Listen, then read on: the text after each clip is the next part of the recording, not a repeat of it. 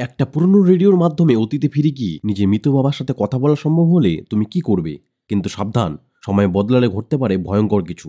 এই মুভির কাহিনীও এমনই। ছেলেটি কি করেছিল? সে কি তার মৃত বাবাকে বাঁচাতে পেরেছিল? জানতে চাইলে ভিডিওটি শেষ পর্যন্ত দেখো। সিনেমা পাগল নিবেদিত ফ্রিকোয়েন্সি। এই মুভি শুরুতে আমাদের 1969-এ ফ্র্যাঙ্ককে দেখানো হয়েছে। ফ্র্যাঙ্ক একজন ফায়ার ফাইটার। আমরা দেখি একটি ট্যাঙ্কার উল্টে যাওয়ার ফলে সেটা থেকে গ্যাস লিক হচ্ছিল। ফ্র্যাঙ্ক ও তার টিম বাহাদুরির সাথে সেখান থেকে লোকেদের বাঁচিয়ে নিয়ে আসে। তখনই সেটা ব্রাস্ট করে, কিন্তু সবাই বেঁচে যায়। এরপর আমরা ফ্র্যাঙ্কের বাড়িতে দেখতে পারি তার ছেলে ও স্ত্রীকে নিয়ে খুবই সুখী পরিবার তাদের। ফ্র্যাঙ্ক তার ছেলেকে লিটল চিপ বলে ডাকত। সেদিন আকাশে একটি অদ্ভুত দৃশ্য দেখা যায়। আকাশে অরোরা বোরালিস নামে একটি নক্ষত্রের কারণে পুরো আকাশ সবুজ আলোতে উজ্জ্বল হয়েছিল। এটা খুবই একটি রেয়ার ঘটনা। এরপর আমরা 30 বছর পর 1999-এ ফ্র্যাঙ্কের ছেলে জনকে দেখি। জন একজন পুলিশ অফিসার। জনের স্ত্রী তাকে ছেড়ে চলে যাচ্ছে। জন বাইরে বসেছিল। তখনই আমরা আকাশে দেখি সেই 30 বছর আগের মতো অরোরা বোরালিস নক্ষত্রকে। জন ঘরে এসে তার বন্ধু গর্ডো এবং গর্ডোর ছেলেকে দেখতে পায়। গর্ডোর ছেলে জনের ঘরে পুরানো জিনিস খুঁজছিল। তখন সে একটি বক্স খুঁজে পায়। বক্সটি খুলে দেখে সেটা একটি রেডিও ছিল। রেডিওটি দেখে জনের মনে পড়ে তার বাবা ফ্র্যাঙ্ক এই রেডিওতে কথা বলতো। গর্ডো বলে এটা কথা বলতে গেলে তখন লাইসেন্সের দরকার পড়তো। এরপর গর্ডো ও তার ছেলে চলে গেলে জন সেই বক্সে আর কিছু কাগজপত্র ও পেপার কাটিংস দেখতে পায়। সেটাই আমরা দেখি ফ্র্যাঙ্ক 30 বছর আগে একটি বাচ্চাকে আগুন থেকে বাঁচাতে গিয়ে মারা যায়। জন সামনে টিভিতে দেখে অরোরা বোরালিসের ব্যাপারে কথা হচ্ছিল। সেই সময় জনের রেডিওতে একটি লোকের কথার আওয়াজ জন শুনতে পায়। সেই লোকটির সামনে টিভিতেও অরোরা বোরালিস নিয়েই কথা হচ্ছিল, কিন্তু সেই টিভিটি দেখে মনে হচ্ছিল বহু পুরনো দিনের টিভি। জন কথা বললে রেডিওর লোকটি আগামীকালের একটি বেসবল ম্যাচের কথা বলছিল। জন বলে সেই ম্যাচ তো 30 বছর আগে হয়ে গেছে এবং ম্যাচের কিছু ডিটেলস জন বলে। এটা শুনে লোকটি খুব অবাক হয়ে যায়। জনের কথা সে বিশ্বাস করে না। এরপর তাদের কানেকশন কেটে যায়। অন্যদিকে আমরা দেখি 1969-এ ফ্র্যাঙ্ক রেডিওর সামনে বসেছিল। ফ্র্যাঙ্কের স্ত্রী তাকে সেখান থেকে ডাক দিয়ে নিয়ে যায়। পরের দিন জন একটি জায়গায় যায়। সেখানে একটি কঙ্কাল পাওয়া গেছে, বহু পুরানো। জন আশেপাশে খোঁজ খবর নিতে নিতে এক বাড়িতে প্রবেশ করে। সে বাড়ি বয়স্ক দুজন স্বামী স্ত্রীর সাথে কথা বলে এবং সেখানে সে দেখতে পারে তাদের ছেলে জ্যাক শেপার্ডের ছবি। সে একজন পুলিশ অফিসার ছিল। সে বহু আগে মারা গেছে। ফ্র্যাঙ্ক বেসবল ম্যাচটি দেখে এবং রাতে ফ্র্যাঙ্ক রেডিওতে একজনকে বলছে, তুমি এটা কিভাবে করলে, কিভাবে ম্যাচের কথা বলে দিলে? আমরা দেখি রেডিওর উপরে 1999-এ জন ছিল। জন বলে, কিভাবে করলাম আবার? এটা 30 বছর আগে হয়ে গেছে।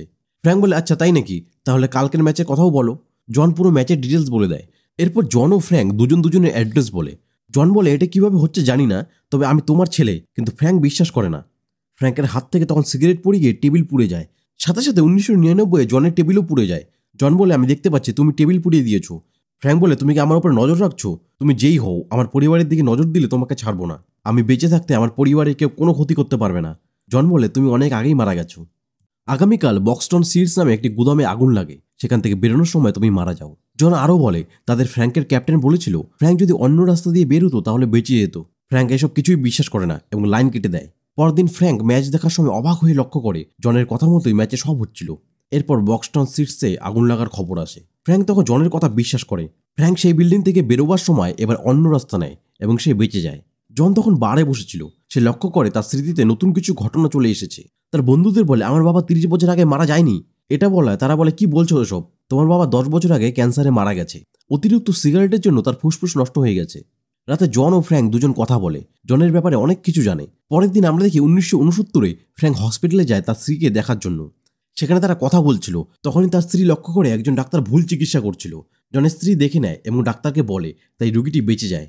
1999-এ জন রাতে যখন ঘুমিয়েছিল তখন সে অনেক স্বপ্ন দেখতে থাকে। সে ঘুম থেকে উঠে তার মাকে ফোন করে, কিন্তু সেটি রং নাম্বার বলতে থাকে। সকালে জন তার স্ত্রীর সাথে দেখা করতে যায়, কিন্তু তার স্ত্রী তাকে চিনতে পারে না। এরপর সে পরের দিন পুলিশ স্টেশনে যায়। সেখানে তাকে জানানো হয় আরেকজনকে নাইটেঙ্গেল কেসের খুনি মেরেছে। এই নিয়ে 10 জন হলো। জন বলে, 10 জন নয়, 3 জন। তার সিনিয়র বলে, কি বলছো জন, তুমি তো এই কেসের ফাইল অনেকবার দেখেছো।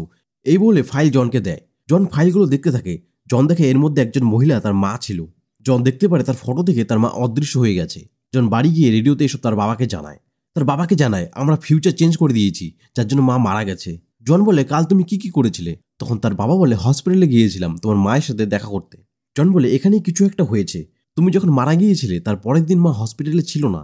মা তোমাকে দেখতে গিয়েছিল, তার হসপিটালে থাকার কথা ছিল না। জন বলে, খুনি কে সেটা আমরা জানি না, কিন্তু কাকে কাকে মেরেছে তার নাম জানি। এরপর জন ফাইল দেখে ফ্র্যাঙ্ককে বলে কে কে মারা গিয়েছিল, তাদের নাম ও মারা যাওয়ার স্থান। ফ্র্যাঙ্ক জনের কথা মতো বারে চলে যায়, কারণ পরের মহিলা বারের পিছনে মারা গেছিল। ফ্র্যাঙ্ক বাড়ি গিয়ে সেই মহিলার সাথে কথা বলতে থাকে। ফলে সেই খুনি আর সুযোগ পায় না ও মহিলার আর খুঁড় হয় না। রাতে তারা দুজন কথা বলে। জন পরের মহিলার নাম ও মারা যাওয়ার স্থান ফ্র্যাঙ্ককে বলে। ফ্র্যাঙ্ক সেখানে গিয়ে উপস্থিত হয়, কিন্তু খুনির এবার ফ্র্যাঙ্কের উপর সন্দেহ হয়, তাই ফ্র্যাঙ্ককে মেরে তার মানিব্যাগ থেকে ড্রাইভিং লাইসেন্স নিয়ে যায়। ফ্র্যাঙ্ক ফিরে এসে জনকে বলে সে বাঁচাতে পারেনি মহিলাটিকে এবং সব কথা খুলে বলে ওখানে কি কি হয়েছিল। জন বলে আমরা জানতে পারবো খুনি কে, মানিব্যাগটি কোথায়। ফ্র্যাঙ্ক বলে আমার কাছেই। জন বলে মানিব্যাগটি ভালোমতো প্লাস্টিক দিয়ে প্যাকেট করে এমন এক জায়গায় রেখে দিতে যেখানে গত 30 বছরে কেউ হাত দিবে না। ফ্র্যাঙ্ক তাই করে এবং কোথায় রেখেছে সেটা জনকে বলে। জন পার্সটি সেই জায়গায় পেয়ে যায়, সেটা থেকে ফিঙ্গারপ্রিন্ট সংগ্রহ করে সেটা ম্যাচ করে। সে দেখতে পারে এই ফিঙ্গারপ্রিন্টটি জ্যাক শেপার্ড নামে একজন পুলিশের। জ্যাক শেপার্ড সেই ব্যক্তি যার বাড়িতে জন একবার গিয়েছিল এবং সেখানে তার বাবা মার সাথে কথা বলে জানতে পেরেছিল জ্যাক 30 বছর আগেই মারা গেছিল। আর আমরা দর্শকরা বুঝতে পারি জ্যাক শেপার্ডই সেই ব্যক্তি যাকে জনের মা বাঁচিয়েছিল, যে ডাক্তারের ভুল চিকিৎসার ফলে মারা যেতে নিয়েছিল। ব্যাপারটা এমন হচ্ছে, ফ্র্যাঙ্ক যখন মারা গিয়েছিল তখন তার স্ত্রী তাকে দেখতে গিয়েছিল, ফলে হসপিটালে ডাক্তারের ভুল চিকিৎসার ফলে জ্যাক মারা যায়। তাই সে 3টি খুনের পর আর কোনো খুন করেনি।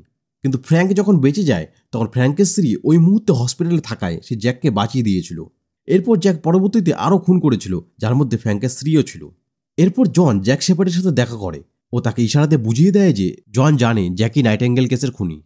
জন ও ফ্র্যাঙ্ক কথা বলছিল, তখনই সেজ ফ্র্যাঙ্কের বাড়িতে আসে এবং তাকে বলে কাল সে কোথায় ছিল। সেজ বলে এক মহিলা কাল রাতে মারা গেছিল, সেখানে ফ্র্যাঙ্কের ড্রাইভিং লাইসেন্স পাওয়া গেছে। এই বলে তাকে পুলিশ স্টেশনে নিয়ে যেতে থাকলে ধাক্কাধাক্কিতে রেডিওটি পড়ে ভেঙে যায়। পুলিশ স্টেশনে ফ্র্যাঙ্ক সেজকে জনের কথা সবকিছু বলে। ফ্র্যাঙ্ক বলে সে জনের সাথে রেডিওতে কথা বলে, এমনকি জ্যাক শেপার্ড যে খুনি সেটাও বলে, কিন্তু এগুলো সেজ বিশ্বাস করে না। ফ্র্যাঙ্ক দেখে তখন একটি বেসবল ম্যাচ হচ্ছিল। ফ্র্যাঙ্ক সেই ম্যাচের সব কথা সেজকে বলে, কিন্তু সে বিশ্বাস করে না। ফ্র্যাঙ্কের স্ত্রী তখন পুলিশ স্টেশনে আসে। সেজ তার সাথে দেখা করতে পাশের ক্যাফেতে যায়, সেখানেও বেসবল ম্যাচটি হচ্ছিল। এদিকে পুলিশ স্টেশনে জ্যাক শেপার্ড আসে ফ্র্যাঙ্ককে মারার জন্য, কিন্তু তখনই একজন পুলিশ ভেতরে চলে আসে। জ্যাক শেপার্ড তাকে পুলিশের ব্যাচ দেখায়, তারপর তারা বাইরে যায়। কিছুক্ষণ পর জ্যাক ফ্র্যাঙ্ককে মারার জন্য আবার ফ্র্যাঙ্কের সেলে ঢুকলে ফ্র্যাঙ্ক তাকে অজ্ঞান করে তার পকেট থেকে পার্স বের করে নেয় এবং তার অ্যাড্রেস দেখে নেয়। ফ্র্যাঙ্ক সেখানে ফায়ার অ্যালার্ম অ্যাক্টিভেট করে পুলিশ স্টেশন থেকে বেরিয়ে আসে। এরপর সে জ্যাকের বাড়ি যায়। সেখানে গিয়ে সে একটি বক্স পায়, যে বক্সে জ্যাক যাদের যাদের খুন করেছিল তাদের নামের পেপার কাটিংয়ের সাথে তাদের একটি করে গয়না ছিল। সেই মুহূর্তে জ্যাক বাড়িতে চলে আসে এবং সে বুঝে ফেলে বাড়িতে কেউ আছে।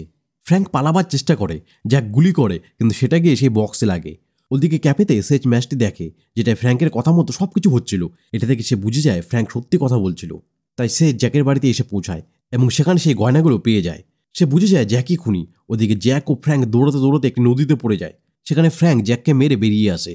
বাড়িতে এসে ফ্র্যাঙ্ক রেডিও ঠিক করে এবং জনের সাথে কন্ট্যাক্ট করে বলে সে জ্যাককে মেরে ফেলেছে। জন বলে না, কিছু তো গন্ডগোল আছে, কারণ সে তার মায়ের ফটো এখনও দেখতে পারছে না। আর তখনই 1999-এ ওল্ড জ্যাক জনের উপর এবং 1969-এ ইয়ং জ্যাক ফ্র্যাঙ্কের উপর হামলা করে। ফ্র্যাঙ্ককে মেরে জ্যাক বেঁধে দেয় এবং তার স্ত্রীকে মারতে যায়। 1999-এ ওল্ড জ্যাক জনকে মারছিল আর গুলি চালাতে যাচ্ছিল, কিন্তু তখনই 1969-এ ফ্র্যাঙ্ক জ্যাকের হাতে গুলি মারে। সাথে সাথে 1999-এ জ্যাকের হাত অদৃশ্য হয়ে যায়। আমরা দেখি জনের ঘরে চারদিক বদলে যাচ্ছে, আর তখনই 1999-এ জ্যাকের পেছন থেকে ওল্ড ফ্র্যাঙ্ক তাকে গুলি করে এবং এতে জ্যাক শেপার্ড মারা যায়। এরপর আমরা দেখি ফ্র্যাঙ্ক ও তার স্ত্রী দুজনই জীবিত আছে। এরপর তার সবাই মিলে বেসবল ম্যাচ খেলে। পুরো গল্পটা এমন, 1969-এ ফ্র্যাঙ্ক মারা যায় আগুন নেভানোর সময়। পরদিন তার স্ত্রী এই জন্য হসপিটাল যায় না, ফলে ডাক্তারের ভুল চিকিৎসায় জ্যাক শেপার্ড মারা যায়। ফলে সে 3টির বেশি খুন করে না। এরপর 1999-এ জন রেডিওতে তার বাবার সাথে 1969-এ কথা বলতে পারছিল। রেডিওতে তার বাবাকে বলে আগামীকাল তুমি মারা যাবে, তুমি যখন বক্সটন সিট থেকে আগুন নিয়ে বের হবে এবার অন্য রাস্তা দিয়ে বের হয়েও। জনের কথা মতো ফ্র্যাঙ্ক তাই করে, ফলে আগুনে পুড়ে মারা যায় না। কিন্তু যেহেতু ফ্র্যাঙ্ক মারা যায় না, তাই তার স্ত্রী হসপিটালে যায় রোজের মতো। আর তখন সে দেখে নেয় ডাক্তার ভুল চিকিৎসা করে জ্যাক শেপার্ডকে মেরে ফেলছিল, কিন্তু ফ্র্যাঙ্কের স্ত্রীর জন্য সে বেঁচে যায়। আর সে 1999 পর্যন্ত 10টি খুন করে, তার মধ্যে ফ্র্যাঙ্কের স্ত্রীও ছিল। কিন্তু আমরা যদি ফ্র্যাঙ্কের দিক থেকে দেখি, 1969-এ তখনও 10টি খুন হয়নি আর তার স্ত্রীও মারা যায়নি। তাই তার কাছে একটি সুযোগ আছে সবাইকে বাঁচানোর।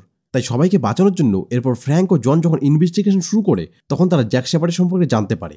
আর এরপর জন যেহেতু বারে বুড়ো জ্যাকের সাথে দেখা করেছিল আর ফ্র্যাঙ্ককে ইয়ং জ্যাক শেপার্ড মেরেছিল, তাই দুই জ্যাক শেপার্ডই তাদের সম্পর্কে জানতে পারে এবং তাদের মারতে আসে। জন যেহেতু আগুনে বা ক্যান্সারে মারা যায়নি, তাই সে বেঁচে ছিল আর বুড়ো জ্যাক শেপার্ডকে মেরে দেয়। এই ছিল ফ্রিকোয়েন্সি মুভির কাহিনী। মুভিটি তোমাদের কেমন লাগলো কমেন্ট করে জানিও। ভালো লাগলে আমার চ্যানেলটি সাবস্ক্রাইব করে রাখো, যাতে তোমাদের জন্য এমন আরও সুন্দর সুন্দর মুভির কাহিনী নিয়ে আসতে পারি। ধন্যবাদ।